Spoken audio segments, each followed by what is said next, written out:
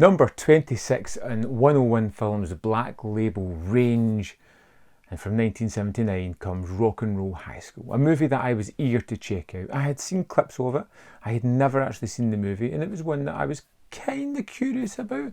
And when I put this one on, I was put a little in the back foot. I wasn't too enamoured by the opening of this movie. You have a high school which is getting a new principal, a woman who is going to rule the roost with an iron fist.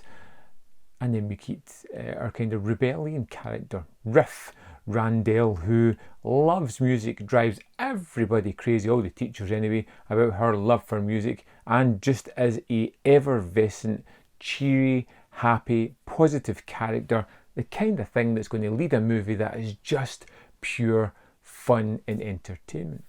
Hi everybody, I'm Riff Randell and this is Rock and Roll High School. The story is all about her love for the Ramones. She wants to write songs for them, she wants to meet them, she wants to go to their gig that will be coming to their town soon.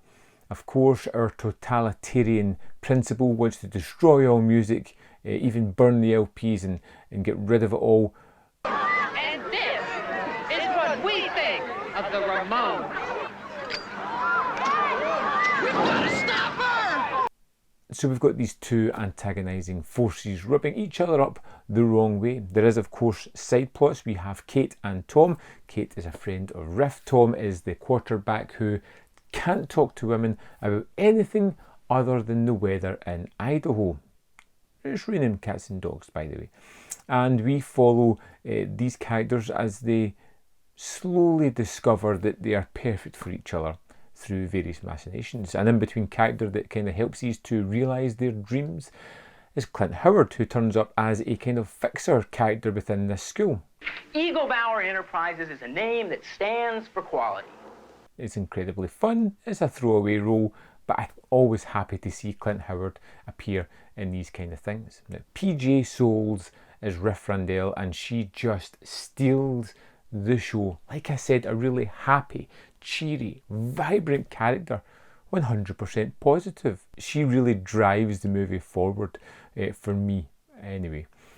The Ramones in this one, which are kind of the carrot that leads all the performers, particularly Riff, does appear in the movie. And I was surprised by how often they are in the movie and how much they have to do within it. A kind of vehicle to drive them into the mainstream almost. And they have a good part within the film, more than I was expecting, but I was happy to see them in here as much as they were. Hey, we're not students, we're the Ramones. Ramones? You're responsible for making that horrible rock and roll music? And this is a kind of partial musical as well. There are song and dance numbers throughout it. They're all toe-tappingly fun and entertaining, upbeat music that I just kind of like. There's so many fun things about this one. Even the character actors or directors that turn up. Joe Dante is in this one. Dick Miller appears, that guy Dick Miller. Even the director, you know, Alan Arkush, has a little cameo role himself in this one. Have you seen two young high school girls around? Yeah, I got them on me. Body search!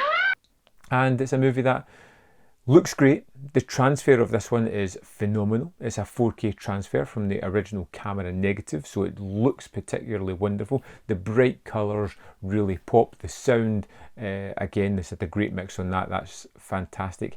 And I just was really enamoured by this high school, by the characters that populated it, by all the side characters that were there that really elevated everything. The principal and our two kind of hall monitor henchmen, Hansel and Gretel, were just two of my favourite characters in the entire film. So hilarious, so over the top, so silly. But this movie in general is rather silly. Darling Evelyn, how I long for the feel of your luscious thighs. But that's not a bad thing, because it really delivers the chuckles and that just feel-good feeling that I was after. I'm So enamoured by Rock and Roll High School. I thought it was really terrific. I had a lot of fun with it. It's one that I can't wait to revisit. It's one that I'm going to sit down and watch with the kids because I think they'll get a kick out of it as well. Hopefully. Let's have a look at the disc and see what this one has in store for us.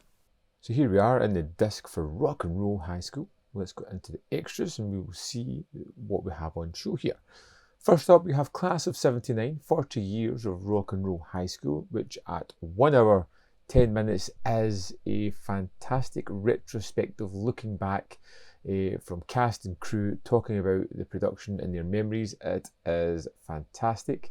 We have the first of 4 commentaries here with Alan Arkush, Mike Fennell and Richard Whiteley, commentator with Roger Corman and Day Young, commentary with Alan Arkush, PJ Souls and Clint Howard, and the 4th commentary with Richard Whiteley and Rush Vonch. Then we have Back to School, retrospective at 23 minutes 46 seconds. Just again looking back, this one isn't newly filmed, it's a few years older, but still full of information, even though some of it is duplicated. Next we have Staying After Class, which is 16 minutes 2 seconds. It has PJ Souls, Vincent Van Patten and Day Young all talking about their memories of the movie and their obvious love for it. Then we have an interview with Roger Corman, which is 4 minutes 36 seconds on the Leonard Maltin show, which is quite fun. We've got an interview with Alan Arkush, which is 15 minutes 24 seconds. Now some of the information has been already given to us in other extras, but it's nice to have that long conversation. We have audio outtakes from the Roxy when the Ramones were recording their set for the movie. It is 15 minutes 24 seconds and it's just fun to have that kind of addition, extra music, live music. We've got the original radio ads, the TV spots and then the theatrical trailer. But for me, the Class of 79 documentary at the top is one of the best ones I've seen and I loved it. Fantastic. So there we have it. Rock and Roll High School, number 26 in the Black Label range. I thoroughly recommend this one. I thought it was particularly great. Music's fantastic. PJ Souls and the rest of the cast do excellent work. A little bit tropey in some of its storylines, but it doesn't matter because it's funny and it's incredibly endearing.